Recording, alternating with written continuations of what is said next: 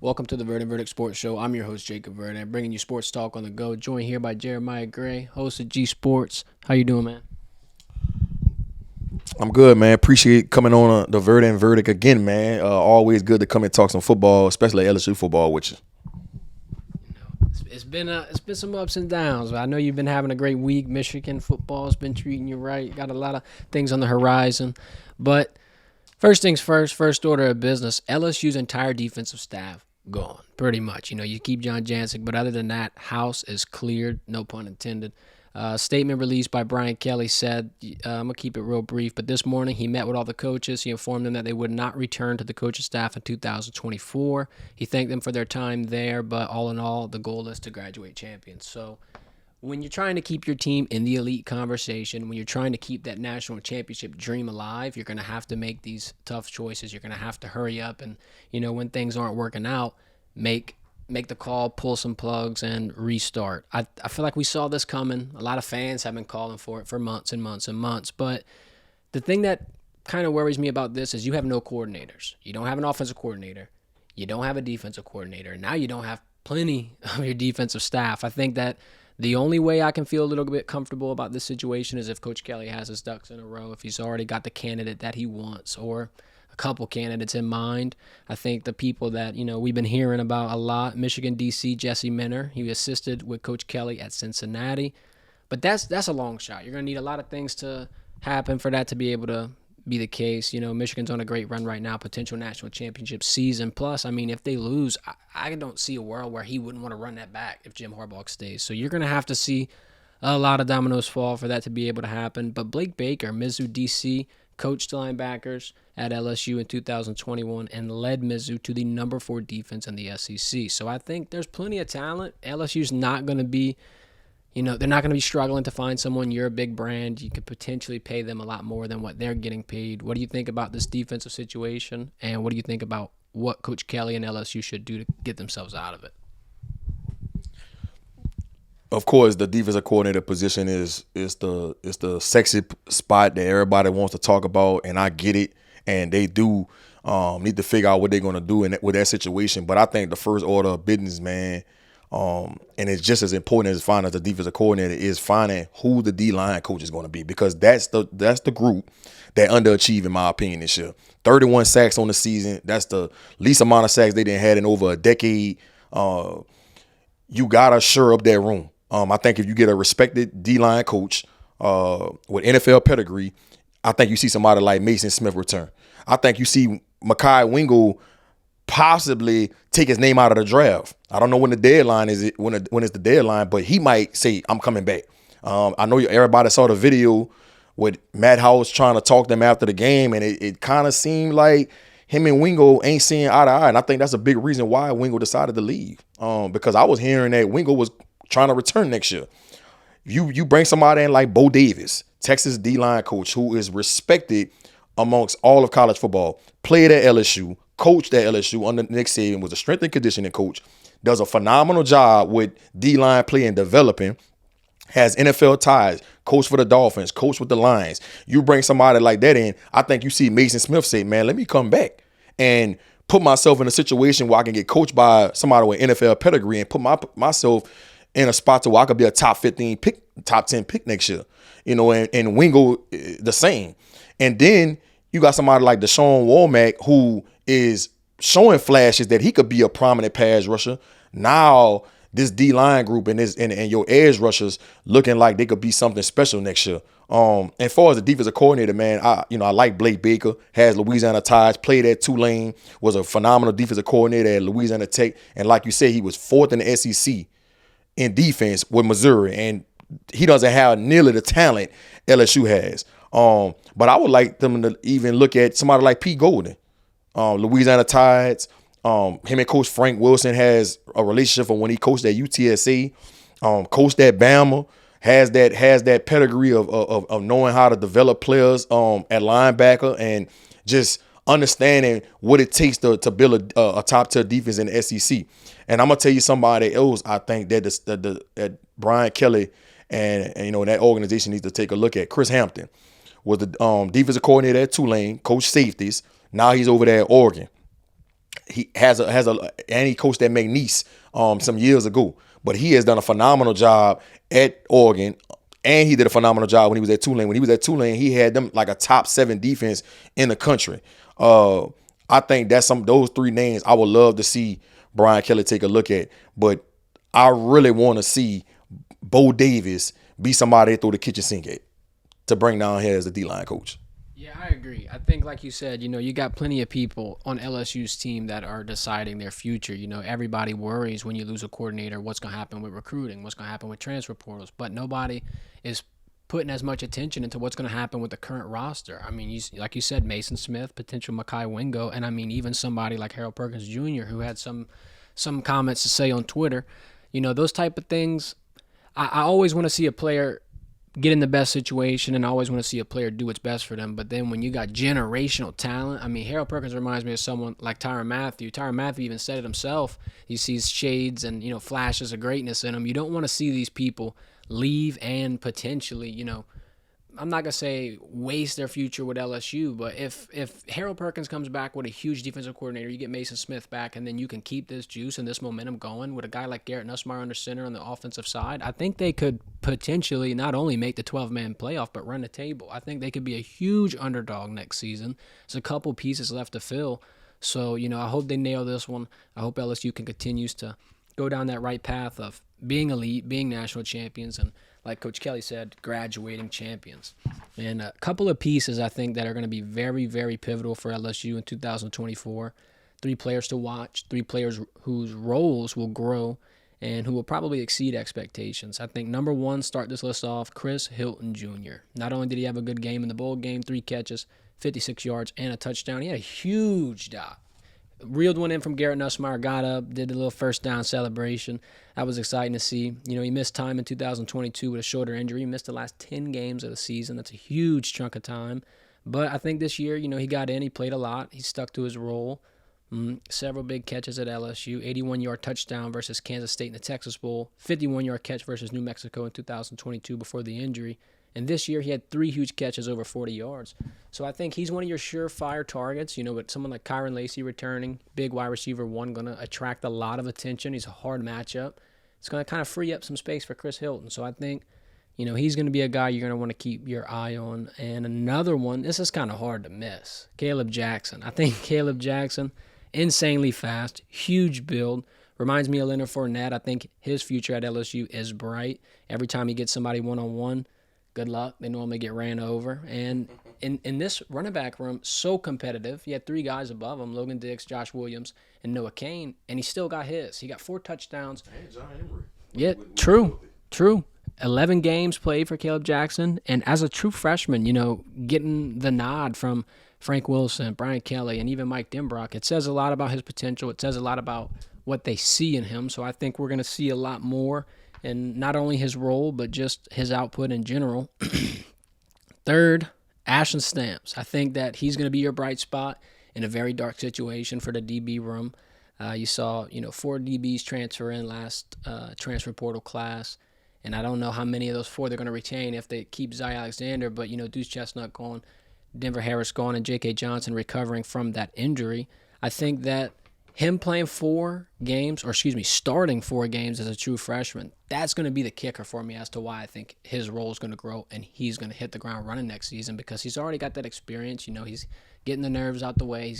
He's ironing the kinks out in his game. And I overheard a conversation with him and Nussmeier on the field. They kind of embraced after the bowl game, and he told Nuss, you made me better this year. So putting a true freshman out, a little bit scary. We saw it with Weeks. We saw it with Womack. A lot of people, I'm not going to say that they didn't want them out there in terms of on the coaching staff, but it's just, you hold your breath. You don't want to put a high schooler out there with a minimal experience. But when you do, and when it works, now you got somebody that can play a full 4 years of their career at an expert level. They're going to be almost the veterans next season. So I think that Ashton Stamps, his role is going to grow. He's going to turn a lot of heads. Who are you looking forward to most next year? I definitely like the names that you said. Caleb Jackson has all the makeup to be one of the best running backs to come out of LSU. When you talk about Chris Hilton, the thing with him is durability. If he's healthy, Chris Hilton could help this team and stretch the defense and be an impact player on that offense next year.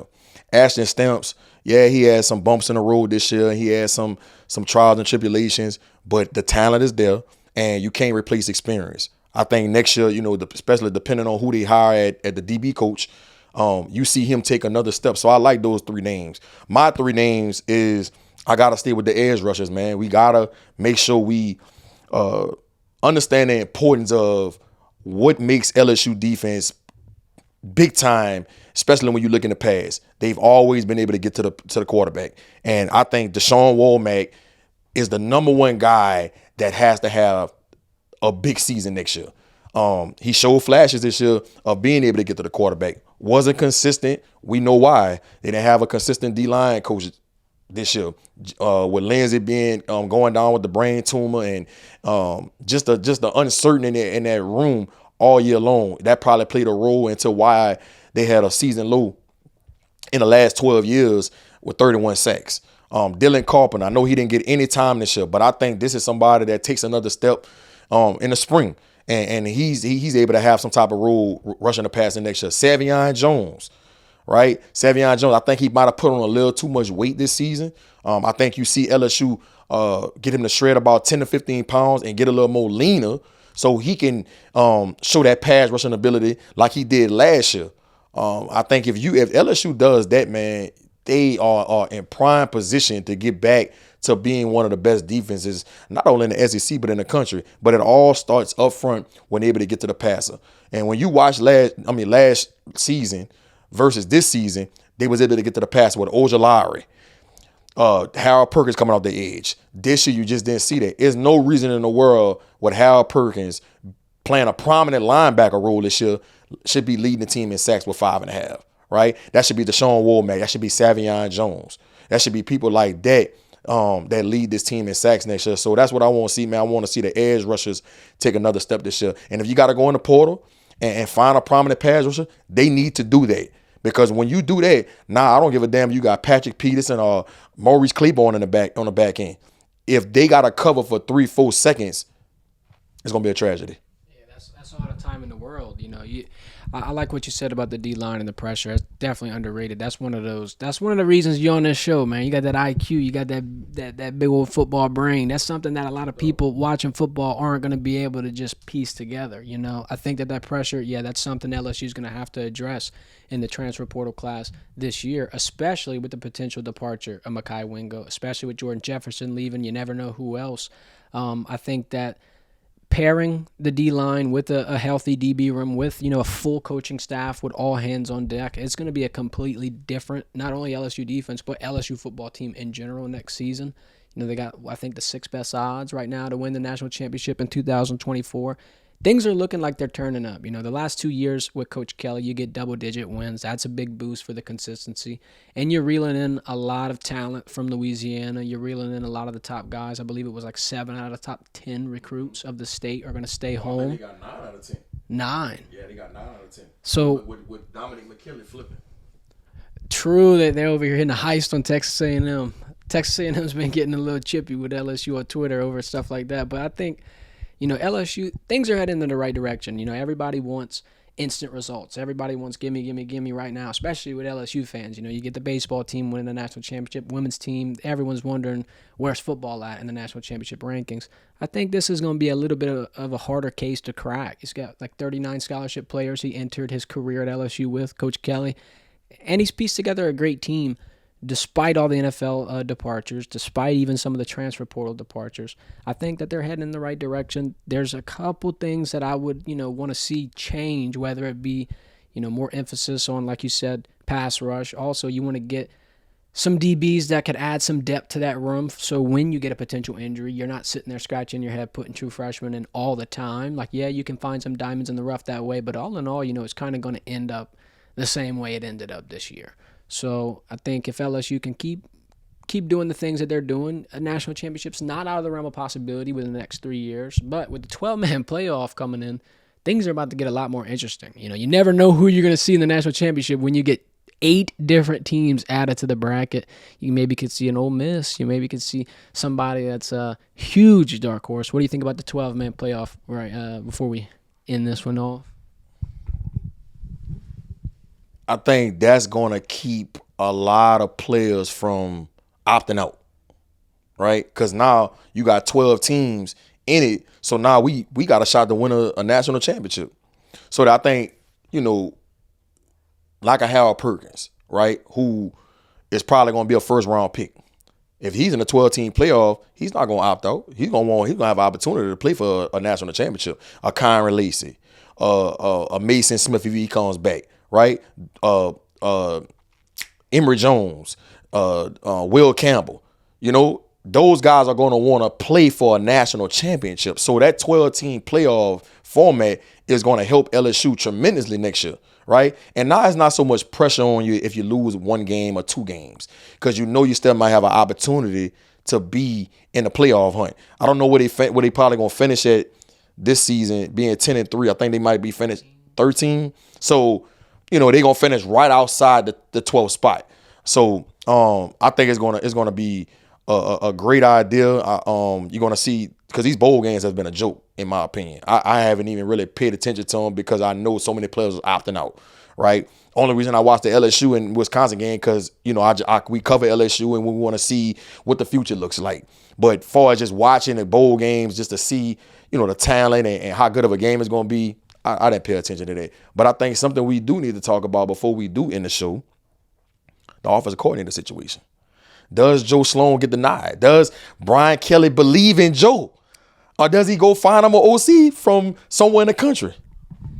So that's an interesting topic. I'm glad you reminded me of that. I think you're going to give the nod to Joe Sloan for 2 reasons. One, you don't have to have as much, chaos in the hiring department. You can promote from within, keep that offensive scheme and all the game plans the same. You got Garrett Nussmeier in tandem with Sloan, who worked together quite a while. Plus, another thing that kind of makes this interesting is, you got 2 choices if you're promoting from within. You got Joe Sloan or you got Cortez Hankton, wide receiver coach, passing game coordinator. The thing between the two is that Joe Sloan was in the booth with Denbrock the entire season. I'm not going to say he's got the Denbrock-esque skill, but he saw the way that Denbrock operated. He kind of saw the ins and outs of the Heisman year. I think that I don't want to make a huge hot take and get bombarded, but this is what I think. If Denbrock this season doesn't have Jaden Daniels, Heisman talent under center, I think that this offense wasn't as explosive. So how do you allocate the success of LSU this year? Do you put it on the shoulders of Jaden Daniels or do you put it on the shoulder of Mike Denbrock? I'm going to put it on the shoulder of Jaden Daniels. And with that being said,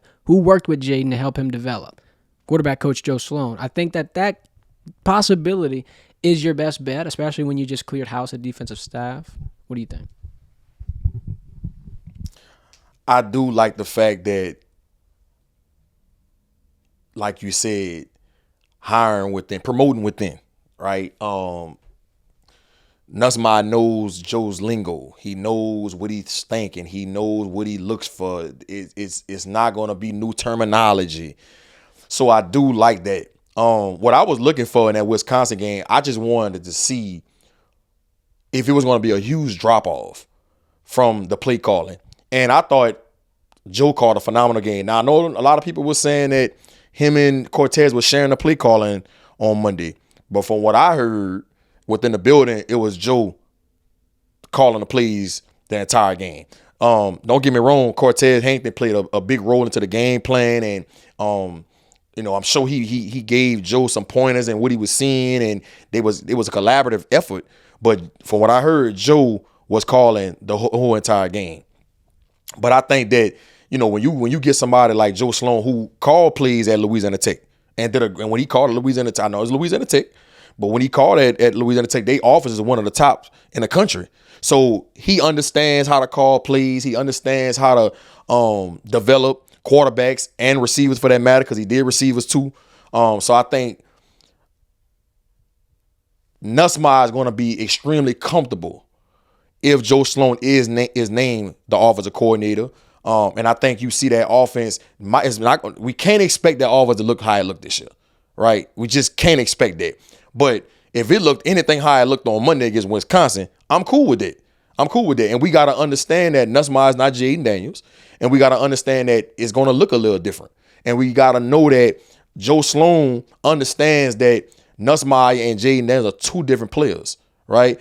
The RPO and the zone read, that's probably going to be out of the playbook. And what I saw on Monday, I saw a lot of rollout. I saw a lot of play action. And I saw him trying to get the ball down the field. And 395, 3 touchdowns. I mean, he had the 1 interception in the second quarter, but I didn't see a huge drop off as it relates to the play calling on Monday. And so I think, Brian Kelly, when he go back and look at the film and watch and see and dissect on how the play calling went, especially with how they ran the ball too, I think Joe Sloan has to be a heavy favorite to be the offensive coordinator going into this 2024 season. Yeah, the only way that I see Joe Sloan not getting the job is if an insane candidate comes in, shows interest, or something, opens up to where LSU's going to mutually agree with Joe to keep him quarterback coach. But I think, Joe's proven that he's a great addition to LSU staff, even in the recruiting world. You see him getting active with all the recruits, building relationships. I think that's somebody that Coach Kelly can trust, that he'll continue to carry on that championship tradition and pedigree at LSU. But I do want to drop one more nugget. Another reason why I think is a big deal that Brian Kelly hires Joe Sloan as the offensive coordinator, the number 1 player in the country out of Michigan, Bryce Underwood. You get Bryce Underwood committed to LSU, which he's about to make a decision, I think, next week on where he's going to take his talents to. You get Bryce Underwood for sure if Joe Sloan is the OC, because he's been a lead recruiter on Bryce Underwood. He has a great relationship with not only him, but his family, his high school coaches. So I think Brian Kelly is probably thinking about that. And to me, and I don't know if you watched this film, but Bryce Underwood is a generational talent. He's a generational talent. And if you get a kid like that in the building, surrounded by that kind of talent that they're going to have in that receiver room and in that running back room going forward, that's a big deal. So I think that should be a point of emphasis for Brian Kelly, in my opinion, to want to hire Joe Sloan. I know some people might say, well, we're going to try to hire Joe Sloan just to get one player, but this kid is a generational talent. And I think Joe Sloan earned it, being able to come in a one-game setting like that against Wisconsin, being down 14, having a 98-yard drive to go win the game. I think he kind of, proved himself to be able to have an opportunity to be the offensive coordinator in 2024. Yeah, I agree. That 98-yard drive, that took me away, bro, because Coach Kelly's saying that their 2-minute drill starts like the 35-yard line. They're over here starting at the 2-yard line, punching it in, and Nussmeier's not necessarily first start, but his first start with the torch. So, yeah, I think Joe Sloan did all the right things. And like you said with Bryce Underwood, that's a huge, huge boost, especially because, bro, when's the last time LSU's had this much talent in the quarterback room? It is exploding with talent. You just had a couple years ago Walker Howard leave. It's like you got too many quarterbacks. I think, the era of LSU football is definitely changing. And the thing that I've liked the most out of this season is the fact that they're focusing on being like developmental U. You see Jaden Daniels was potentially going to go to the NFL, comes back, they set a plan for him. And boy, did that plan succeed. He wins the Heisman Trophy, becomes a legend. And I think that a lot of players like Bryce Underwood included are watching that. You got Colin Hurley coming in right now. You got Ricky Collins in the room. And Garrett Nussmeier has plenty of years left. So I think that, LSU's definitely in a situation where they could have endless amounts of talent, where they can continuously put out at the offensive level. I think that, you're going to have to nail this hire with the defensive side, but you already got your guy on offense, I think. I think this is a pretty easy choice. But other than that, this has been your LSU football news update. Appreciate G Sports for stopping by. My guy, anything else you want to say? Good, man. Happy New Year. Happy New Year. Y'all hit the follow button for our social medias in the description. I'm going to link G's social medias as well. Y'all give him a follow for all the great sports coverage he does, high school recruiting, LSU football. You mix it in some New Orleans talk in there as well. I need to start hopping on some NFL talk and figuring out some other avenues of football talk here. We've been hitting hard on the LSU football, but I think we're gonna open up a new show format here soon, so y'all stay tuned for that. This has been the Verdin Verdict. Thanks for watching.